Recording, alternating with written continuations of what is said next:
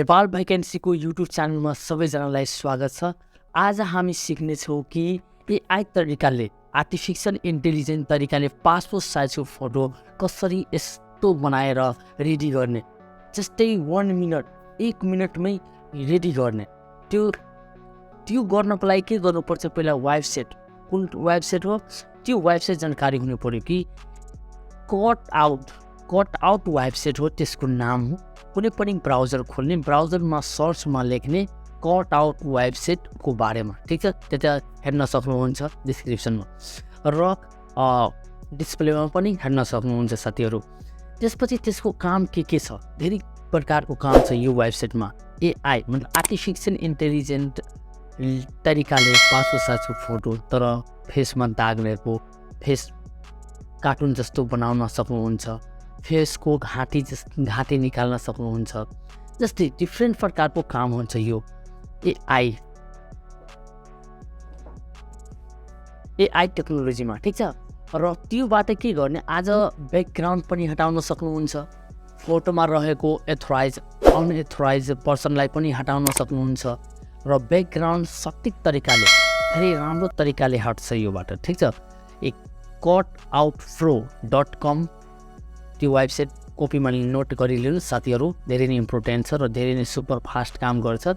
त्यसैले यो channel like share and subscribe गरिदिनु बिचमा।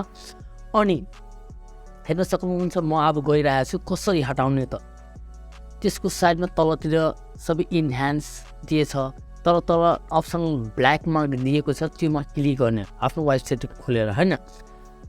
अनि खोलेपछि त्यसमा अपलोड गरेपछि, होइन, अपलोड गरेपछि त्यो फोटो सिलेक्सन गर्ने, अनि सिलेक्सन गरेपछि लोड गरेपछि त्यो अटोमेटिक यस्तै घाँटी पनि हटाइदिन्छ, ठिक छ।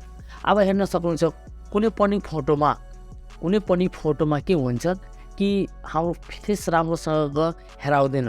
ब्ल्याक एन्ड व्हाइट फोटो पनि बनाउन सक्नुहुन्छ सिम्पल तरिकाले, र पासपोर्ट साइजको फोटो पनि बनाउन सक्नुहुन्छ, टाइप कोड र फेसलाई स्मुथ बनाउन सक्नुहुन्छ। हामी अहिले पासपोर्टको साइजको फोटो कसरी बनाउने, त्योमा क्लिक गर्ने।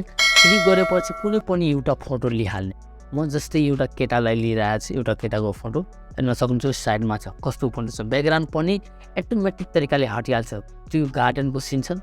तर यसले अपलोड गरेपछि हेर्न सक्नुहुन्छ ब्याकग्राउन्ड व्हाइट भइहाल्छ, हेर्न सक्नुहुन्छ सिम्पल तरिकाले। तपाईँसँग यो च्यानल लाइक सेयर सब्सक्राइब गरिदिनु। यस्तै इन्ट्रेस्टेड भिडियोहरू म आफ्नो नेपाल भ्याकेन्सी च्यानलमा लिएर आइरहेको हुन्छु बिचमा,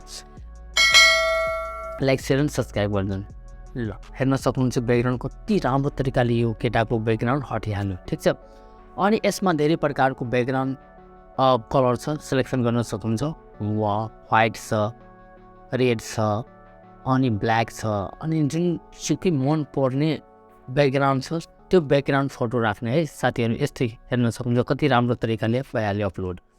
अनि त्यो अपलोड गरेपछि यसमा टाइप कोड कसरी लगाउने, तर पासपोर्ट साइजको फोटोको फ्रेममा कसरी राख्ने, आज सबै तरिका म भनिरहेछु। तब बिचमा भन्छ IME Pay एप्स डाउनलोड गर्ने प्ले स्टोरबाट साथीहरू।